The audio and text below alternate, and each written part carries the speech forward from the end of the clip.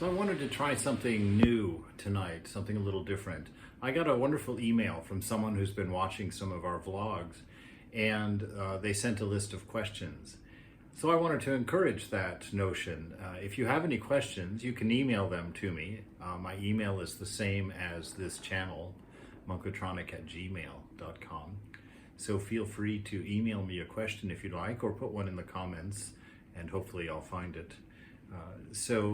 And then I'll just take them up every now and then as an investigation. So one of the questions I got here says, I really do not get non-dualism. I am happy to be separate from God and to be God's child. I feel I am missing the Vedanta boat. Also, my brain just does not understand non-dualism. And of course, if someone thinks that they understand non-dualism, they're barking up the wrong tree. Non-dualism cannot be understood, perhaps just in an intellectual concept, but not in its reality. And why do I say that so assuredly? Well, the brain needs three components to process a thought. It needs a subject, object, and a relationship between them. The mind cannot conceive of anything that does not break into that triad of subject-object relationship.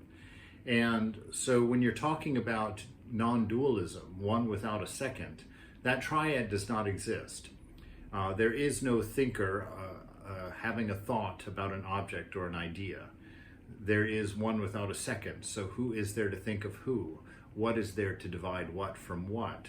The mind simply cannot even conceive or operate under that condition. So nobody understands non-duality.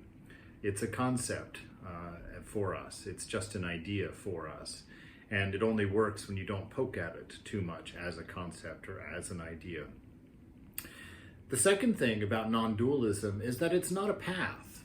It's not a practice. Non-dualism is a realization. It's the highest realization, to know that there is one without a second, God and God alone. It's the same as being in a dream and understanding that everything you're seeing in the dream is the mind stuff that belongs to you. There are no trees, there are no people, there are no houses, there are no mountains. There's nothing. It's a dream. It's happening within the mind stuff of your own mind. And all that stuff is of the same nature. It's not differentiated. It's not cars and buses. It's mind stuff. So there's a singularity behind the multiplicity in a dream. And so non-duality in the material world can be assumed as a starter place to be like that this is all mind stuff, that there actually is no differentiation here going on. Just like in a movie, it's just film with a light shining on a screen. There is no story. There are no characters. There is nothing but a bunch of a sequence of stills. So life, the sages say, is like that at the highest realization, that you touch that absolute, that one without a second, that divine love, unchanging, ever free, ever pure, ever perfect. In perfection, there's no need for change. In perfection, there is no instability, no need for adjustment. There is no will, because there is absolute contentment. And this notion of being happy to be the child of God, excellent, excellent.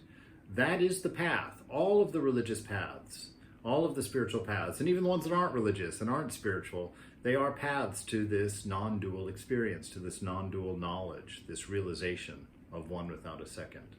So it is wonderful. And Thakur, Sri Ramakrishna, even says there are some people that don't ever want to know non-dualism. They don't want to merge with God. They want to taste sugar. They don't want to be sugar. And he applauds that. He says that's absolutely fine, and that there is a place for you in out of this world, for that realization, for that enjoyment of God as your beloved, that is a worthwhile and worthy pursuit, and is as much a part of Vedanta as the non-dual realization. So to not be interested in non-dualism, to not understand it, to not really know what it means, does not in any way put you outside of the family of spiritual seekers. All of the paths are dual. All practices are dual. There is no non-dual practice. It cannot be practiced. The mere fact that you would think about practicing puts you clearly, soundly, and absolutely in the world of duality. So it's not something to worry about or to feel lesser about. It's absolutely the case. The person who thinks that they understand non-duality or thinks that they have achieved non-duality and is still maintaining a practice has more to be worried about than someone asking these questions. So go forward. You know, if you are the child of God and you're in love with the beloved as your divine father or mother or lover or friend or child, in any of those forms or ones of your very own, by all means, go forward. You are on the path and you will find your beloved. You will find your beloved.